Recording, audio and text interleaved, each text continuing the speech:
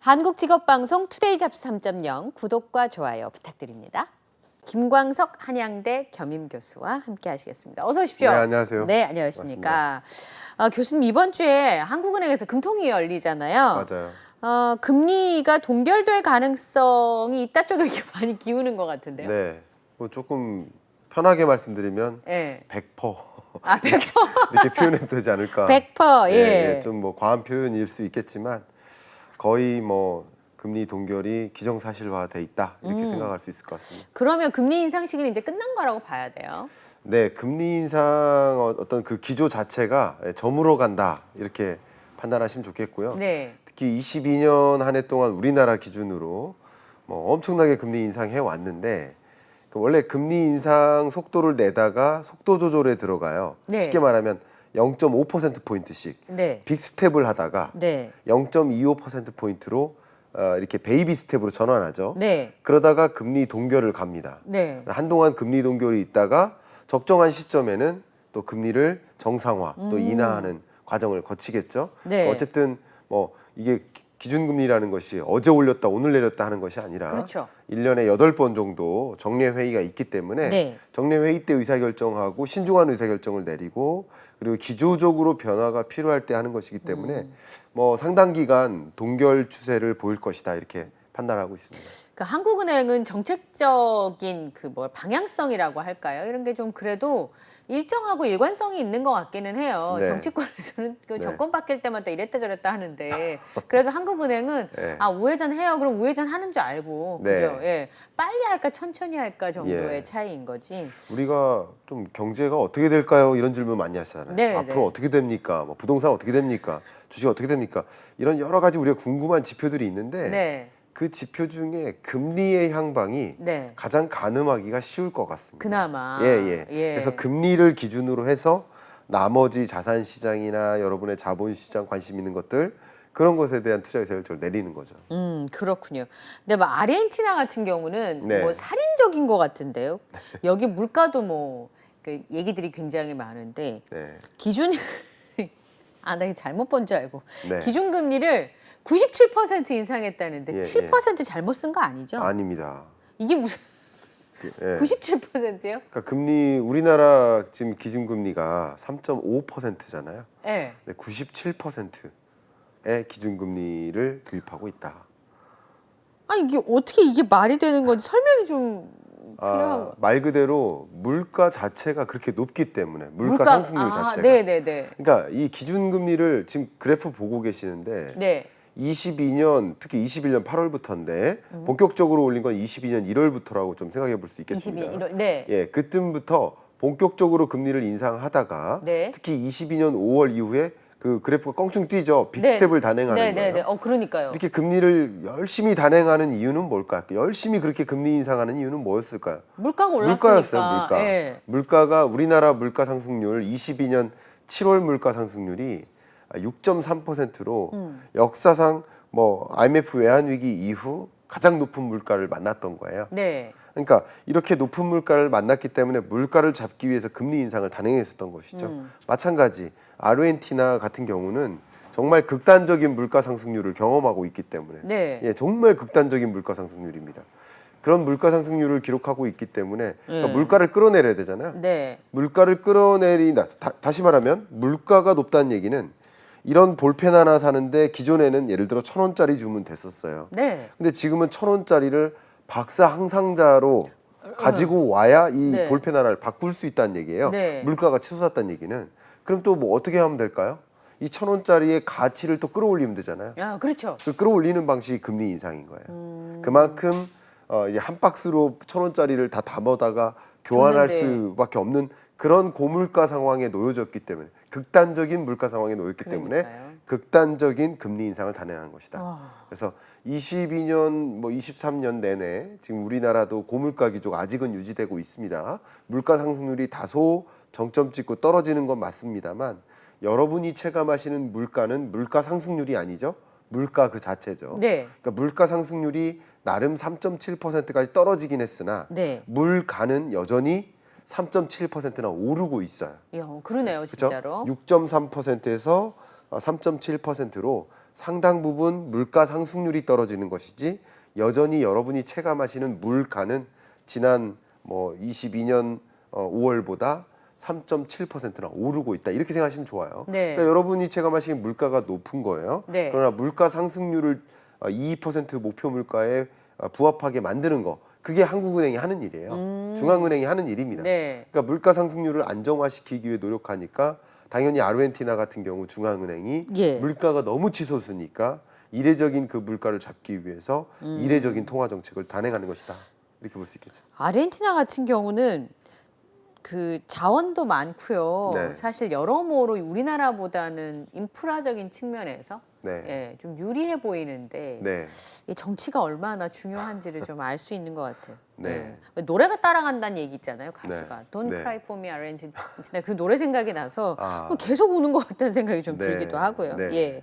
자, 그러면 금리 얘기하셨잖아요. 그나마 예측 가능한 금리다. 네. 내가 왜 이렇게 이토록 금리에 관심이 많은가 생각해 보니까요. 예. 금리가 오르고 내리는 게 그래도 제가 느끼기에는 제 가계부에 제일 영향을 많이 주는 것 같아요. 맞아요. 그래서 오늘 금리에 대한 이야기를 좀 해보도록 네. 하겠습니다. 네. 금리 까막눈의 정신차리기 프로젝트 네. 김광석 교수님의 특별 지도를 한번 진행을 해보겠습니다. 예.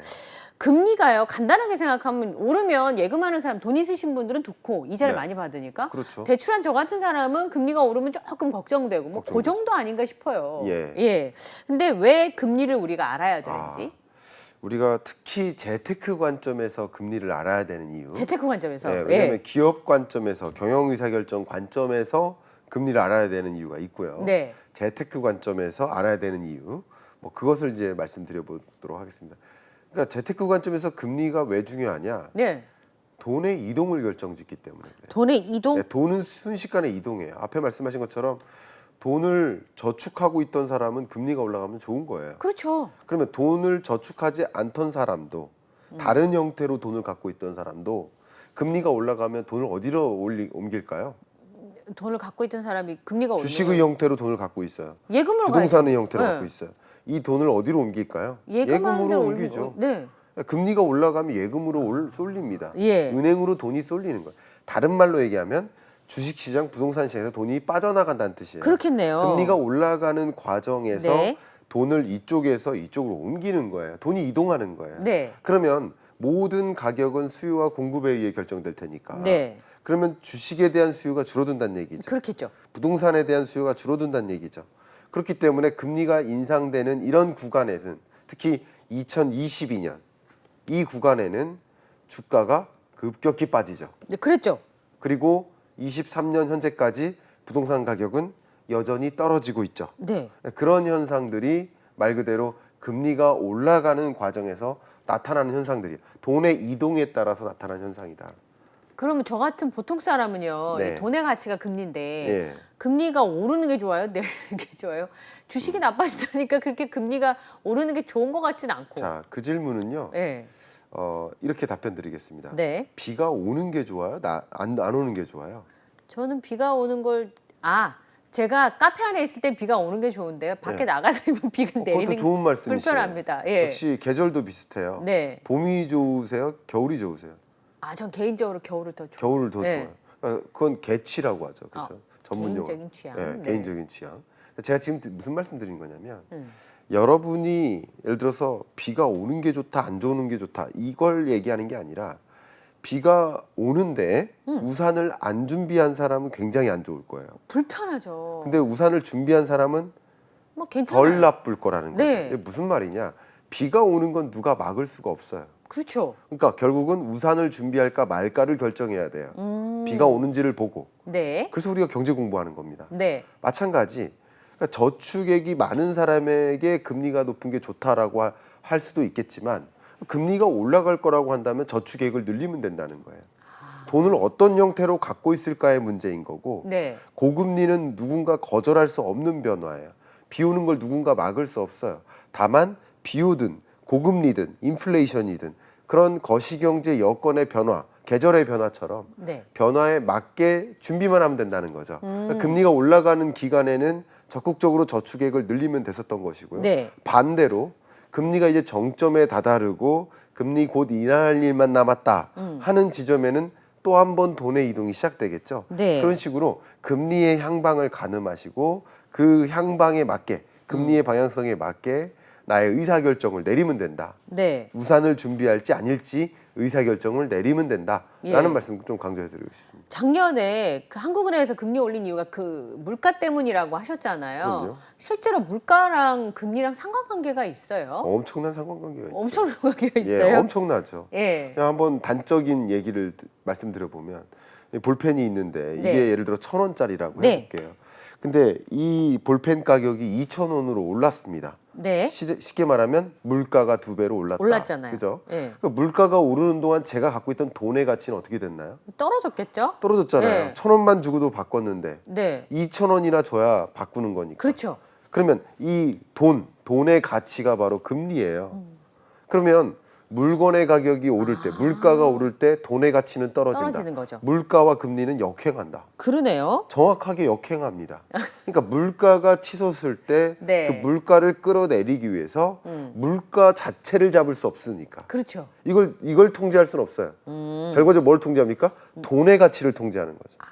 그러니까 돈의 가치를 끌어올리면 물가가 상대적으로 떨어진다는 거죠. 그럼 한국은행에서 금리 결정할 때 지금 네. 말씀하신 것처럼 물가 외에도 고려하는 요소들이 네. 있나요? 그러니까 한국은행과 같은 소위 국가마다 있는 이 국책은행을 중앙은행이라고 중앙은행. 표현합니다. 영어로 네. Central Bank 이렇게 표현하죠. 네. 중앙은행. 그러니까 우리 한국은행도 수백여 개의 중앙은행 중에 하나인 거죠. 그럼 그 국가마다 중앙은행이 왜 있을까요? 목적이 있어요. 그게 네. 첫 번째 목적이 바로 앞에 말씀하셨던 물가 안정에 있습니다. 예. 그거는 한국은행법 1조 1항에 명시되어 있습니다. 아, 한국은행의 설립 이유, 네. 물가 안정이에요. 네. 첫 번째가 물가 안정이고 두 번째, 세 번째 세 가지 정도만 말씀드리고 싶은데 두 번째가 바로 경기 안정이에요. 경기를 예. 안정시킨다. 그러니까 물가 안정시키기 위해서 막 금리 인상 막 하다 보면 네. 경기가 완전히 바닥나는 거죠. 그럴 수 있죠. 경기가 어려워. 왜냐하면 네. 금리가 올라요. 그럼 너무 높은 금리 때문에 기업들이 투자할 수 있을까요? 힘들겠죠. 신규 투자를 못 해요. 근데 이자 내느라 바쁠 텐데. 그렇죠. 그 이자 부담 때문에 적극적으로 신규 투자를 할 수가 없어요. 그렇죠. 그리고 소비도 할 수가 없어요. 네. 누가 겁나서 대출 받아다가 명품백 사겠습니까? 그죠? 그러니까 이런 현상들, 네. 이런 현상들이 금리가 상대적으로 낮을 때는 대출 받기 쉽고 네. 상대적으로 명품백 사기가 좋은 건데, 네. 그러니까 이런 것들이 금리가 올라가면 경기 진작에 방해가 됩니다. 그래서 적정한 수준의 금리를 찾아서 결정을 해야 되는데 네. 역시 경기 안정도 동시에 고려한다. 근데 지금 금리 그래프를 다시 한번 보여드리고 말씀드리겠습니다. 네.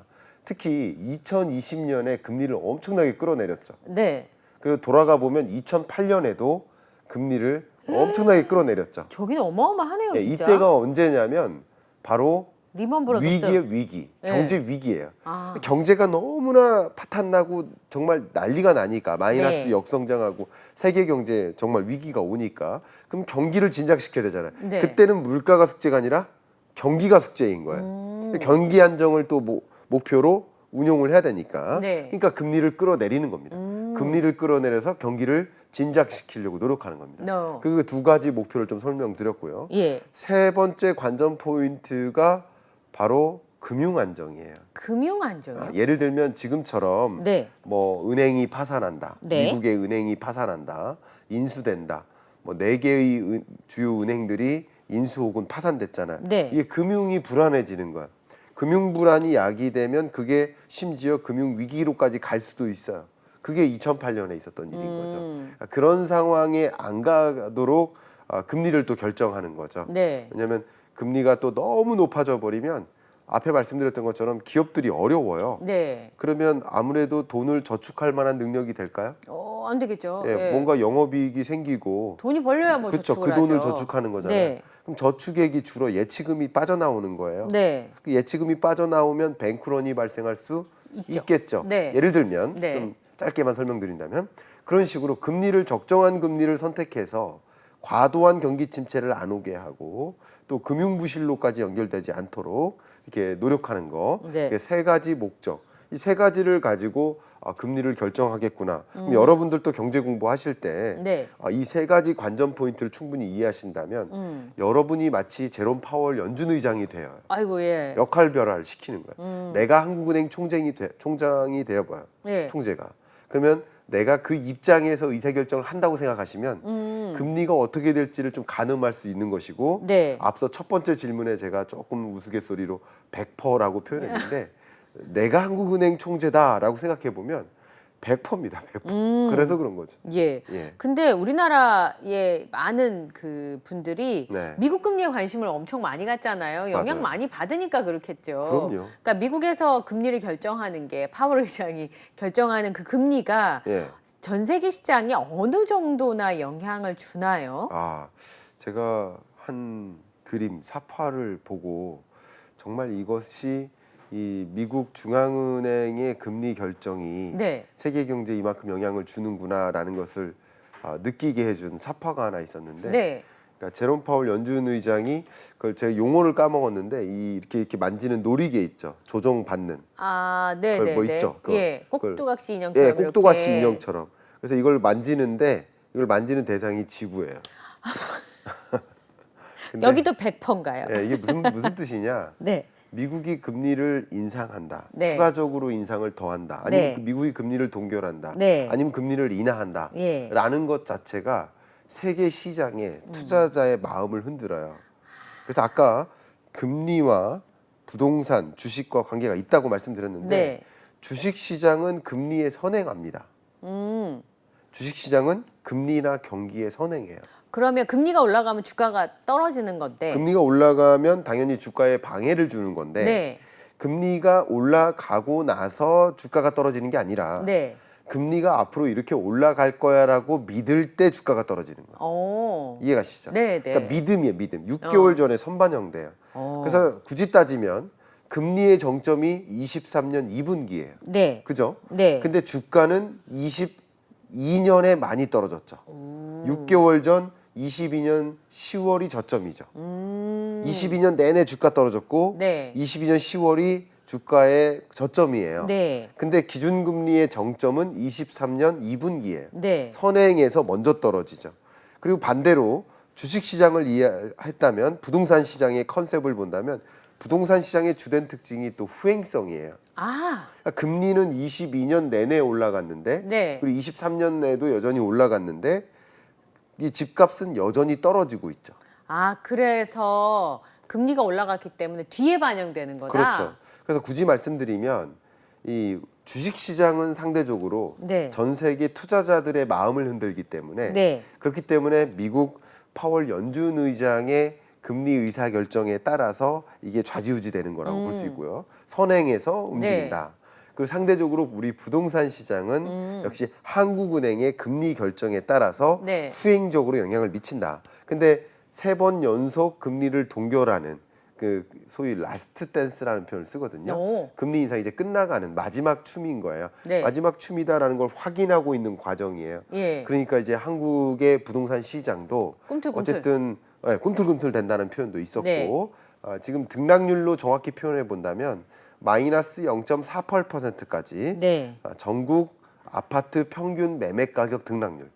전국 아파트 매매 가격이 평균적으로 네. 지난주보다 0.48%나 빠지기 시작했었어요. 네. 22년 끝자락에. 예. 그러다가 이 값이 그나마 올라갔어요.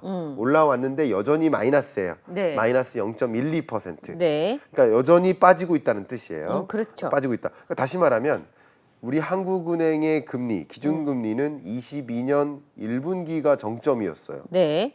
그리고 계속 동결합니다. 네. 근데 3분기까지도 집값은 평균적으로 떨어질 거라는 거죠. 그러니까 그것을 생각해 보면 뭐 어떤 시장은 선행하고 어떤 시장은 후행하는구나 규명을 할 수 있겠죠. 그렇겠네요. 생각해보면 기준금리가 올라가고 나서 시중금리가 오르고 그러면 이제 내 대출에 영향이 있으니까 네. 아무래도 부동산은 가격도 비싸고 네. 금세 결정을 바꾸기가 좀 어려운 측면이 정확하십니다. 있으니까 네, 그렇죠. 네. 후행할 수 있겠네요. 네. 그러면은 최근에 이제 일부 지역이긴 하지만 집값이 다시 저점을 찍고 올라간다는 얘기가 들리는 거는 이제 금리와도 관련이 있는 부분들이 있을 것이고 금리와 관련이 네. 깊습니다. 그리고 이제 앞으로 대출 더 받아도 지금보다 더 많이 내지는 않을 거야라고 네. 하는 기대가 있는 것 같아요. 그렇습니다. 그렇죠? 예, 맞습니다. 그러면 아까 이제 리먼 브라더스 얘기를 해주셨는데 네.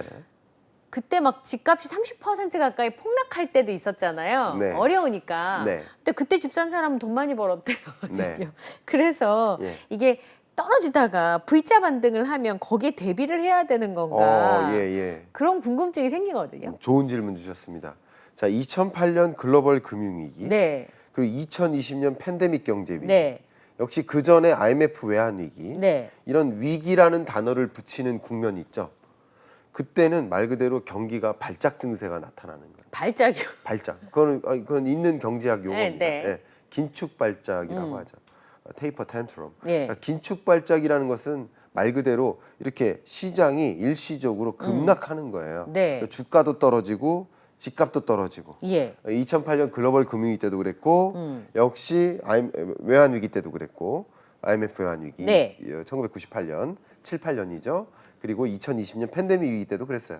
그러나 V자 경기 침체가 오고 다시 제자리로 돌아가는 만큼 그거보다 조금 후행해서 집값이 다시 반등합니다. 왜 그런지 말씀드리면 이렇게 V자로 경제 위기가 오면 앞에 말씀드린 것처럼 금리를 급격히 끌어내립니다. 네. 이해가시죠? 이게 아까 2008년 그래프에서도 아까 말씀하신 그렇습니다. 것처럼 예. 그랬잖아요.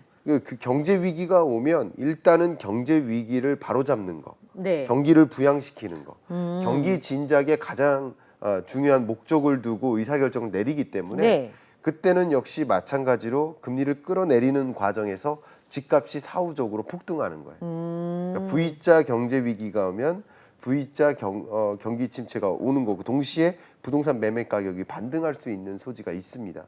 근데 23년 경제를 놓고 보면 이런 23년 경제를 경제 위기라고 안 합니다. 제가 작년에도 책을 내고 최근에도 책을 냈는데 책 낼 때 제가 강조했던 표현이 뭐냐면 제가 작년 유맘때부터 23년에는 경기 침체 옵니다. 네. 왜냐하면 고금리의 역습을 받는 해입니다. 네. 경기 침체를 우리는 당면할 겁니다. 네. 라고 말씀드렸는데 죄송한 표현입니다만 경기 침체 온다고 분명히 표현했는데 네. 경제 위기 온다고 받아들이시더라고요.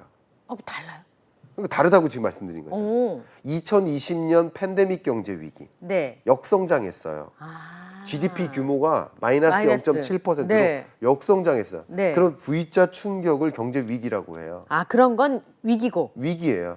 그리고 2023년처럼 L자로 점점점 꺼져가는 거. 예. L자로 이렇게 내려가는 거. 네. 예를 들면 22년이 2.1% 정도 성장했다가 네. 23년이 1.5%로 내려오는 거예요. 올라가니까 성장하긴 하는데 그 예, 속도가 여전히 성장하는 거잖아요. 예. 1.5%면 여전히 작년보다 성장한 거예요. 네. 그러나 성장세가 너무나 주춤해지는 그러니까 되게 어려운 경제다. 네. 이렇게 표현해 볼 수 있을 것 같아요. 경제 위기와 경기 침체가 다르다. 예. 이렇게 말씀드리고요. 예. 역시 경기 침체 국면이기 때문에 금리를 급격히 끌어내리는 일까지는 기대하기가 어렵겠다 이렇게 생각합니다. 그래서 예. 23년 연내는 계속 금리를 동결하는 그런 흐름을 가져가지 않을까 생각하고요. 다만 주식시장이나 부동산 시장이라는 관점에서 생각해 본다면 금리를 동결하는 것만으로도 호재라는 거죠. 금리를 계속 빅스텝으로 인상하다가 네. 이제 금리 인상은 없대라는 것만으로도 추가적인 공포감이 없는 거고 예. 그러면 곧 금리 인하 하겠네. 예. 변동금리로 대출 받으면 나 집 사도 되겠네. 네. 이런 생각들을 하시는 거거든요. 오. 기본적으로 금리 동결만으로도 금리 인상 계속하다가 네. 금리 동결을 시작한 것만으로도 시장에는 엄청난 대형 호재는 아니지만 호재성 성격이 있다라고 볼 수 있겠죠. 네. 근데 여기서 만약에 대대적으로 금리를 인하한다. 이것은 시장 관점에서는 호재라고 볼 수 있는 거죠. 예. 그러나 어쨌든 지금으로서는 금리 인하까지는 없겠다. 그렇게 생각해 본다면 부동산 시장이 하반기로 갈수록 네. 지금 마이너스 등락률인데 플러스로 넘어갈 수는 있어요. 플러스로 넘어갈 수는 있지만 넘어간다 하더라도 대세 상승하기는 좀 어렵지 않을까 이렇게 생각하고 있습니다. 그러니까 교수님 말씀을 듣고 보면 주가가 오르고 그 전에 또 집값이 되게 많이 올랐었잖아요. 맞아요. 되게 많이 올랐다는 느낌은 짧은 시간 안에 폭등했다는 것 때문에 거품이 좀 빠져야 나도 집을 사지. 네. 저게 약간 가짜 가격이야 이렇게 느끼는 거잖아요. 네네. 그러면 지금 이제 금리가 동결되면 제가 생각할 때 뭐 집을 산다고 계산을 보면 금리가 얼마인데 나는 한 달에 이자를 얼마 낼 수 있나 계산을 해보고 이제 대출을 받아야 되니까요. 네. 그러면 거품이 좀 꺼졌다고 판단이 돼야 그것도 감당해 보겠다는 생각이 좀 드는데 네. 그러면 지금 부동산 시장은 그 전에 급격하게 올랐던 거에 비하면 거품이 좀 꺼졌다고 봐도 될까요? 뭐 이것은 역시나 집을 갖고 계신 분, 네. 투자자들 입장에서의 제가 드리는 말씀, 지금 그렇죠. 그 드리는 예. 말씀에 대한 감정이 역시 집을 못 갖고 계신 분들의 맞아요. 감정하고 다를 겁니다. 예. 그래서 주택시장 안정화라는 표현을 쓰면 큰일 납니다. 반은 싫어하고 반은 좋아하기 때문에 안정화라는 건 사실 없어요. 누군가한테만 안정인 거죠. 집을 절반에? 가진 자한테는 오르는 게 좋은 거고요. 그렇죠. 집이 없는 없는 자에게는 무주택자에게는 집값이 계속 떨어져 주는 게 안정인 것이지 그렇죠. 집값이 플러스로 반등한 게 안정입니까? 그것은 제가 어떤 이해관계를 두고 말씀드리는 것은 아니고 어쨌든 집값 상승률이라는 관점에서 2020년, 21년 올랐던 이제 어떻게 보면 버블이죠. 네. 그거 부분은 이미 상쇄됐다라고 보시면 좋겠습니다. 아, 이미 그 정도는 상쇄가 됐다. 네. 예. 최근에요. 이제 2030 세대들이 이전과 좀 달라진 게 혼자서 길게 살겠다는 생각을 하니까 오히려 일찌감치 집에 관심을 갖는 것 같아요. 예전엔 결혼할 때쯤 되면 맞아. 집을 준비해야 된다고 생각했지만 네. 지금은 결혼을 안 할 수도 있어. 나 평생 혼자 살아야 될지도 몰라. 네. 그러니까 오히려 재테크에 더 빨리 관심을 갖고 오히려 2030들이 집에 더 예민하다는 느낌을 전 좀 갖거든요. 이건 물론 네. 제 개인적인 느낌일 수 있습니다만 네. 그러다 보니까 지난번에도 집값 오를 때 영끌에서 집 산다는 얘기 있었잖아요. 네. 근데 최근에 다시 오른다고 하니까 예. 다시 영끌 움직임이 있다는 보도가 있던데 어떻게 맞습니다. 보세요? 예, 그런 경향성이 있어 보입니다. 상대적으로 30대 여러분들이 더 내 집 마련의 시점에 대해서 관심을 많이 갖고 계시다고 네. 판단합니다. 그럴 수도 있다고 생각해요. 왜냐하면 특히 30대 여러분들이라 한다면 2020년과 21년에 경험했던 그 집값 상승세, 네. 그게 어떻게 보면 인생을 통틀어 처음 이런 시장에 관심을 보였던 때 아니겠습니까? 아, 그러네요. 상대적으로 50대, 60대라고 보신다면 금융위기도 겪으셨고 그렇죠. 외환위기도 겪으셨지만 상대적으로 20, 30대라고 한다면 25세가 안 되시면 외환위기 이후에 태어나신 거거든요. 그러네요. IMF 외환위기 이후에 태어나신 거예요. 예. 25세가. 예. 그런 것을 생각해 보면 상대적으로 독특한 경험을 한 거야. 2020년, 21년에. 그쵸. 왜냐하면 이토록 집값이 폭등한 적이 없었고 이처럼 주가가 급등한 적이 없었기 때문에. 내 생애 처음 집값 근데 폭등이라. 주가만 이례적인 게 아니고 네. 부동산 가격 상승세만 이례적인 게 아니고 금리도 홍익인간 이래로 가장 낮았어요. 건국 이래 가장 낮았던 금리예요. 예. 우리나라 역사상 제로 금리를 처음 도입했던 거예요. 2020년에. 네. 그러니까 이례적인 금리가 이례적인 시장을 만든 거예요. 아, 그러네요. 금리가 제일 중요하니까. 그래서 금리 가지고 말씀드리는 겁니다. 음. 근데 어쨌든 제가 말씀드린 대로 금리 인상 기조가 이제 끝나고 라스트 네. 댄스다라고 했기 때문에 네. 이제는 금리 인하할 일만 남았구나. 그러면 어떻게 보면 이걸 포모 현상이라고 하는데 예. FOMO, Fear of Missing Out. 그러니까 주가가 반등하듯이 네. 집값도 이제 다시 반등할 거라고 믿는다면 네. 조정된 후에 반등할 거라고 믿는다면 이 반등세에 내가 제외되면 안 되겠구나. 그렇죠. 나도 편승해야 되겠구나. 그러니까 그런 미싱 아웃에 대한 두려움.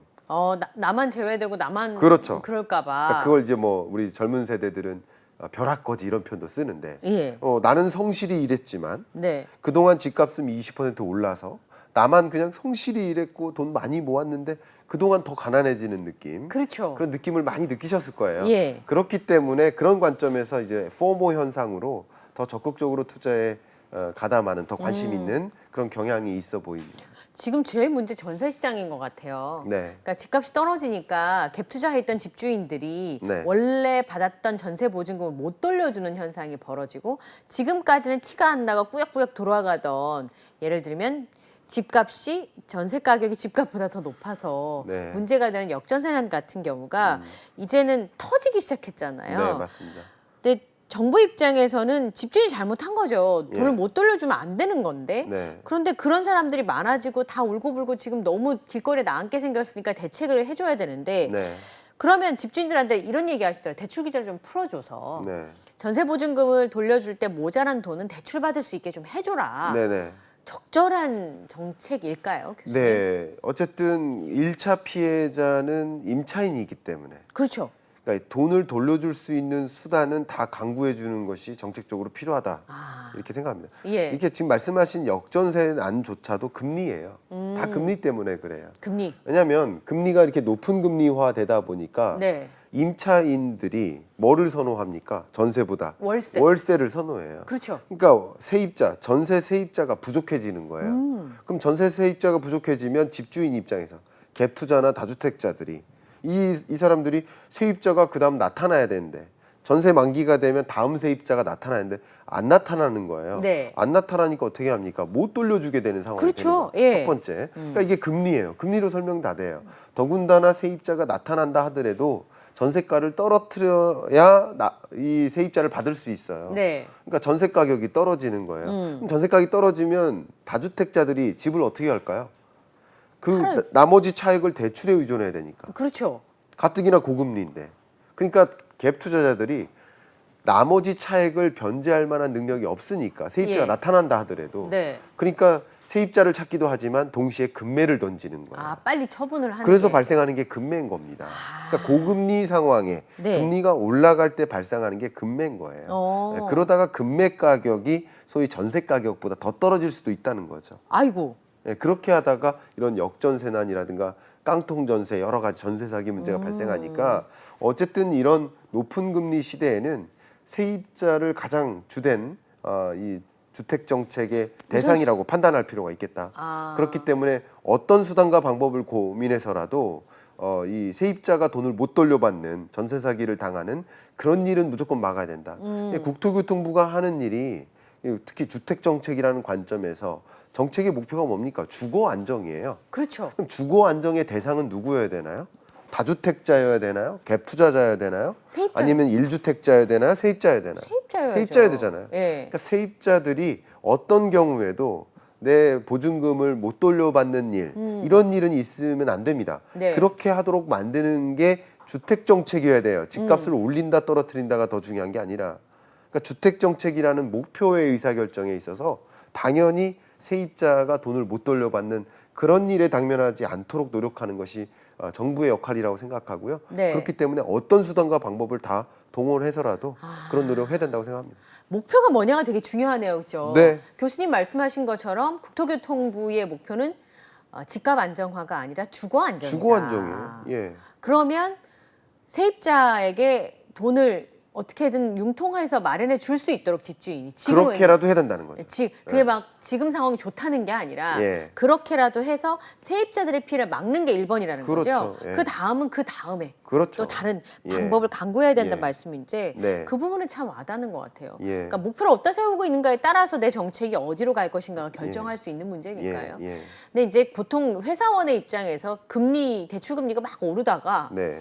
이제 금리가 동결되면 금리가 좀 떨어져야 되잖아요. 예, 예. 근데 이게 오르기만 하고 떨어진다는 느낌이 없을 때가 좀 있어서 그동안 뭐 이직을 했다든지 네. 승진을 했다든지 그래서 좋은 결과가 있었어요. 그럼 가서 금리를 협상하려는데 네. 한 번도 전 협상을 해본 적이 없네요. 그러세요? 예. 예, 예. 그게 안 해줄 것 같아가지고. 뭐 여러분의 신용 등급도 계속 바뀌어요. 네. 그러니까 국가의 신용 등급도 바뀌듯이. 그렇죠. 미국이 지금 국가 부도 상황에 내몰렸었고요. 네. 내몰려 있고요. 2011년에 비슷한 상황에 놓여 있을 때 미국이 신용 등급을 강등받은 적이 있어요.